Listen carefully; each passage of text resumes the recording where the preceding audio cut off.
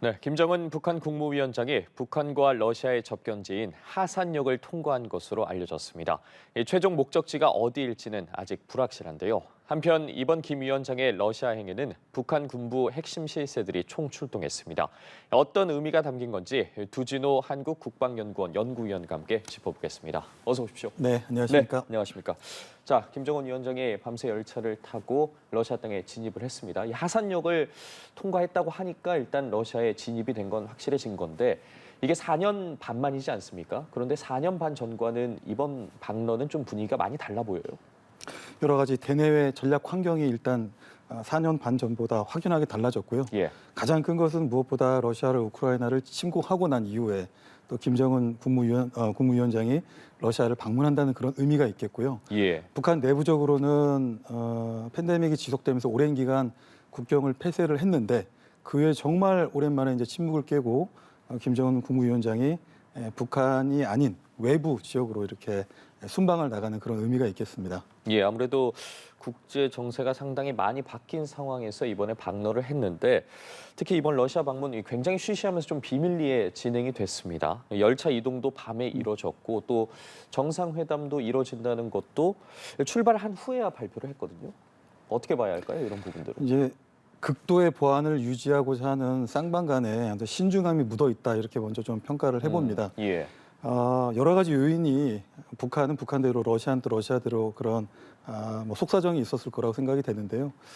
이제 김정은 위원장은 아까 말씀하신 대로 거의 4년 반 만에 처음으로 국경을 나가기 때문에 평소에도 경호상의 그런 보안상의 문제에 대해서 굉장히 민감하게 이렇게 준비를 하고 반응을 하는 그런 북한인데 마찬가지로 그런 차원에서 신중함을 기했을 거라고 이렇게 보고 있고요. 예. 또 러시아는 러시아대로 지금 전쟁을 수행을 하고 있습니다. 물론 우크라이나의 여러 가지 뭐 미사일 공격이라든지 드론 무인기 공격이 극동 지역까지 공격할 일은 없겠지만 지금 대규모 국제 행사를 극동 지역에서 이렇게 하고 있기 때문에 그런 부분에서도 굉장히 좀 극도의 보안을 유지하고 있지 않는가 이렇게 평가를 해봅니다. 네, 그러면 남은 일정들도 좀 비밀리에 보안을 유지하면서 움직일 가능성이 상당히 높아 보이네요. 지금까지 비밀리에 유지를 예. 했는데 그 지금 동방경제 포럼이 진행이 되고 있는 그 장소에서 러시아 외무차관이 이런 이야기를 했습니다. 필요하면 한 측에 김정은 국무위원장의 뭐 일정을 포함해서 동선들을 이렇게 공유를 할 수 있다 이렇게 예. 얘기를 했는데요. 아마 지금부터는 필요에 따라서 좀 그런 일정들을 좀 공개할 수도 있다라는 이런 좀 판단이 듭니다. 아마 이제 그런 부분들은 특별히 러시아가 비록 지금까지는 비밀리에 북한과 러시아 정상 간의 이 회담을 준비를 해왔지만 또 한편으로는 러시아와 한국과의 관계 그리고 또 남북 간의 관계가 있고 그런 차원에서 한국을 여전히 뭐 대화 상대로 좀 바라보는 러시아의 좀 관점이 묻어나지 않았나 이렇게 좀 보고 있습니다. 예. 자, 그리고 좀 궁금한 게 러시아에 진입한 김 위원장의 전용 열차가 과연 어디를 향하고 있는지 정말 예측이 안 되거든요. 지금 뭐 북쪽을 네. 따라서 이동하고 있다곤 하는데 이게 어디서 과연 정차할지도 궁금합니다. 사실은 김정은 예. 국무위원장이 평양에서 출발했던 그 시간만 놓고 봤을 때는 이미 블라디바스톡에 도착하고도 남아야 될 그런 시간인데요. 예.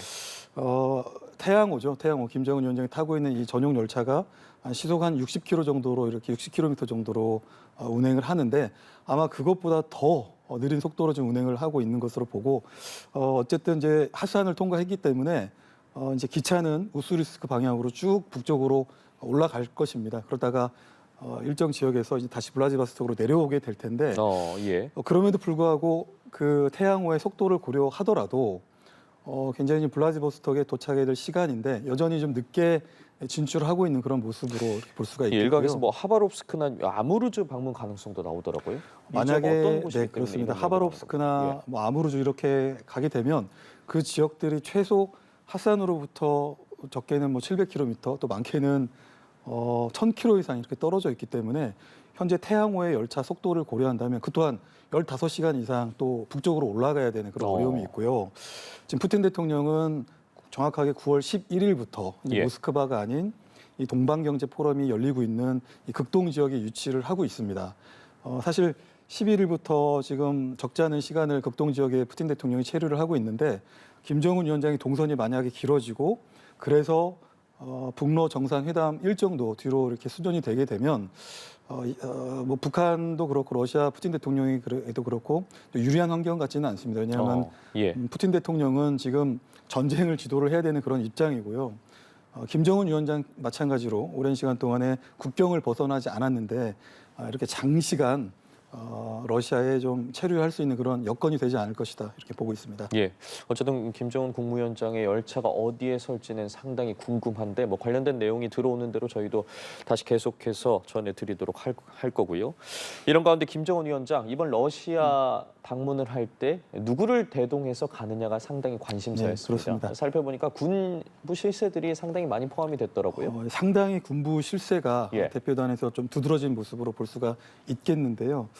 일단 최선희 외무상이 어쨌든 정상회담을 총괄하고 있기 때문에 참석을 했고 여기에 북한 군부의 1인자, 2인자로 알려져 있는 리병철 당 중앙군사위원회 부위원장 그리고 박정천 당 군정지도부장 이 외에도 박태성 당 비서 그리고 조춘용 당 군수공업부장과 아마 김명식 해군 사령관으로 추정이 되는데 이 인원과 그리고 김광혁 공군사령관 추정 이런 인원들이 포함이 되어 있습니다. 말씀하신 것처럼 이 리병철 당 중앙군사위 부위원장은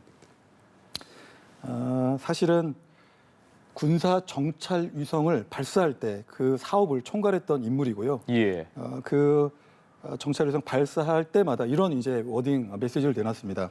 미국과 그 추종 세력들의 군사 행동을 실시간 추적, 감시, 판별하고 공화국 무력의 군사적 준비 태세를 강화하는 것이 필수 불가결하다라는 이제 이런 메시지를 내놨는데 이런 측면에서 북한이 필요로 하는 이런 군사 정찰 기술과 관련된 그런 측면에서 러시아와 카운터파트를 형성할 가능성이 있고요. 예. 박정청 당 군정 지도부장은 군정 지도부라는 조직 그 자체가 군에 대한 당적 통제를 하는 그런 기관이기도 합니다. 그래서 그런 측면에서 이런 군부 1인자, 2인자가 이번 김정은 국무위원장 수행단에 포함됨으로써 앞으로 정상회담 간에 나타날 군사 협력에 대해서 당적으로 그 사업을 지속적으로 관리하겠다라는 그런 의지가 들어있다고 볼 수가 있겠고요. 예.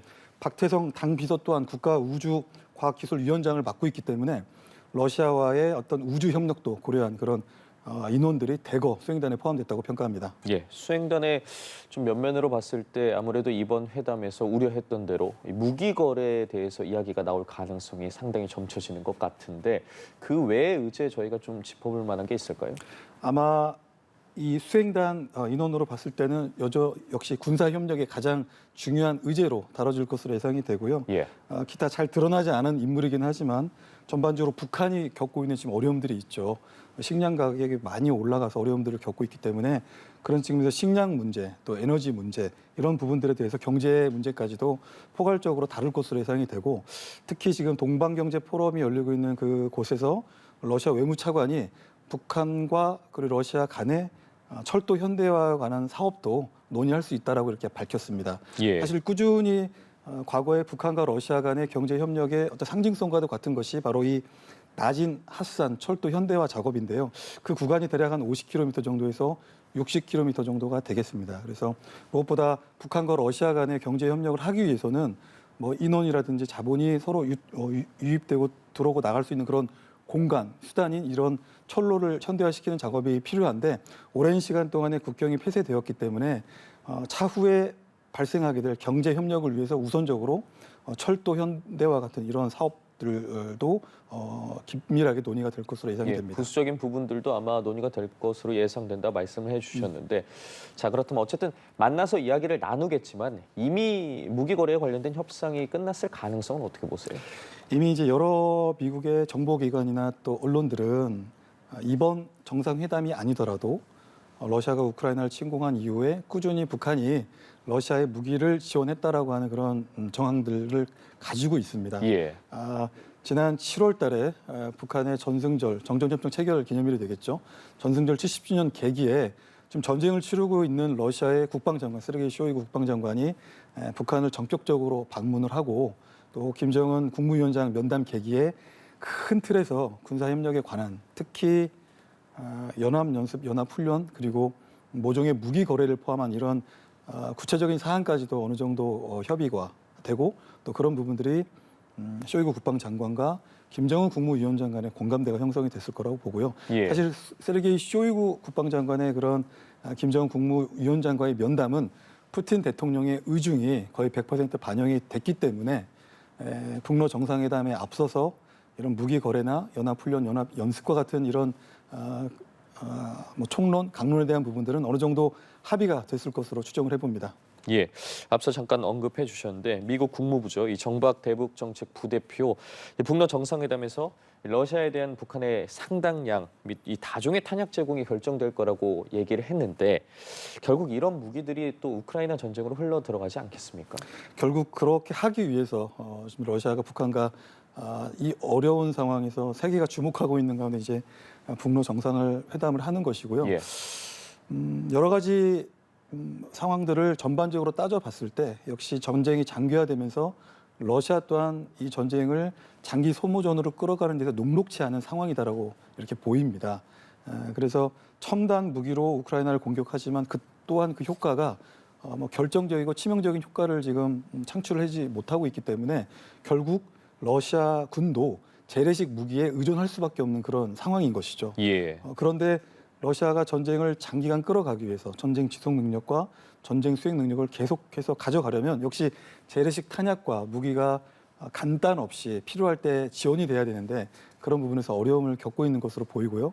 여기에 어쨌든 과거 소비에트 연방군의 그런 무기 체계를 기반으로 북한이 지금까지 군사력을 건설을 해왔기 때문에 이렇게 어려움을 겪고 있는 러시아 군에 북한이 재래식 무기나 또 재래식 탄약으로 도와준다면 러시아 입장에서는 전쟁 지속 능력을 예. 강화하는 데 도움이 될 것입니다. 네, 이러한 양국의 무기 거래 우크라이나 전쟁뿐만 아니라 한반도의 확장 억제와 관련해서도 영향을 미칠 것 같거든요. 이 부분에 대해서 어떻게 보세요? 북한과 러시아가 결속하는 부분, 그것이 이제 북중로 삼각 협력으로 또 그것이 군사 협력으로 연결되면 한미일 안보 협력에도 분명히 영향을 미칠 것으로 이렇게 예. 보고요.